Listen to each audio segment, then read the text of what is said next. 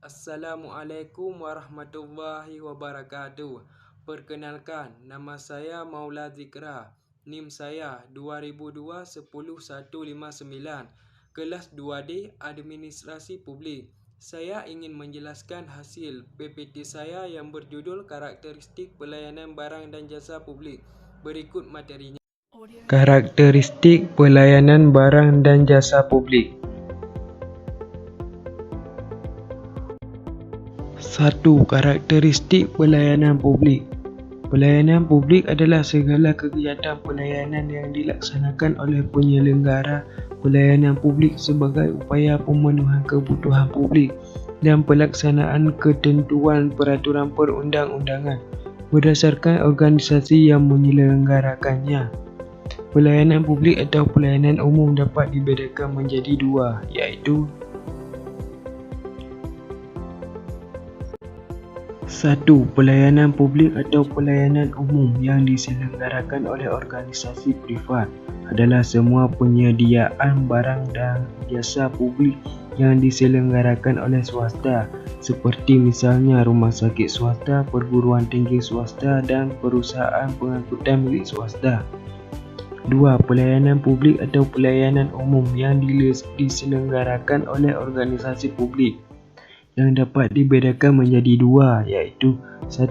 Primer adalah semua penyediaan barang atau jasa publik yang diselenggarakan oleh pemerintah yang di dalamnya pemerintah merupakan satu-satunya penyelenggara dan pengguna mau tidak mau harus memanfaatkannya. Misalnya adalah pelayanan di kantor imigrasi, pelayanan penjara dan pelayanan perizinan. 2. Sekunder adalah segala bentuk penyediaan barang publik yang diselenggarakan oleh pemerintah, tetapi yang di dalamnya pengguna tidak harus mempergunakannya kerana adanya beberapa penyelenggaraan pelayanan. Ada 5 karakteristik yang dapat dipakai untuk membedakan ketiga jenis penyelenggaraan pelayanan tersebut, iaitu 1. Adaptabilitas layanan. Ini berarti derajat perubahan layanan sesuai dengan tuntutan perubahan yang diminta oleh pengguna. 2. Posisi tawar pengguna. Semakin tinggi posisi tawar pengguna, maka akan semakin tinggi pula peluang pengguna untuk meminta pelayanan yang lebih baik. 3. Tipe pasar. Karakteristik ini menggambarkan jumlah penyelenggara pelayanan yang ada dan hubungannya dengan pengguna. 4. Lokus kontrol. Karakteristik ini menjelaskan siapa yang memegang kontrol atas transaksi, apakah pengguna ataukah penyelenggara pelayanan. 5. Sifat pelayanan. Hal ini menunjukkan kepentingan pengguna atau penyelenggara pelayanan yang lebih dominan. Tujuan karakteristik pelayanan publik.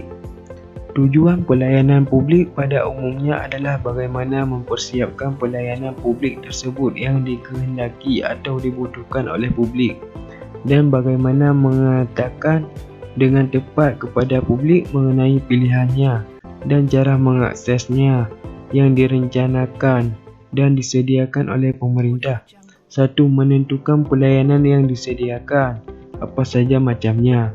2. Memperlakukan pengguna layanan sebagai customer. 3. Berusaha memuaskan pengguna layanan sesuai dengan yang diinginkan mereka. 4. Mencari penyampaian pelayanan yang paling baik dan berkualitas. 5. Menyediakan cara-cara bila pengguna pelayanan tidak ada pilihan. 2. Pengertian pelayanan barang dan jasa publik. Pengadaan barang dan jasa publik adalah segala sesuatu kegiatan atau proses efektif dan efisien, transparan yang dilakukan dalam penyediaan kebutuhan barang dan jasa dalam jumlah besar demi memenuhi kebutuhan masyarakat. A. Pelayanan barang, iaitu pelayanan yang menghasilkan berbagai bentuk atau jenis barang yang digunakan oleh publik, misalnya jaringan telefon, penyediaan tenaga listrik, air bersih dan sebagainya.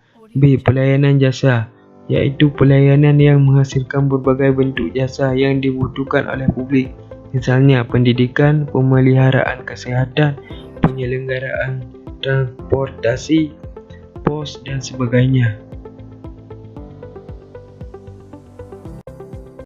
Karakteristik barang. 1. Konsumen memiliki objeknya. 2. Tujuan pembuatan barang adalah keseragaman. Semua barang adalah sama. 3. Konsumen adalah pengguna akhir yang tidak terlibat dalam proses produksi. Karakteristik jasa menurut Kotler. 1. Tidak berwujud. Jasa bersifat intangible, artinya sesuatu yang tidak berwujud. Jasa tidak dapat dilihat, dirasa, didengar atau dicium sebelum jasa itu dibeli.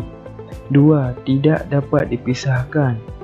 Jasa umumnya dijual dulu baru kemudian diproduksi secara khusus dan dikonsumsi pada waktu yang bersamaan. 3. Keragaman.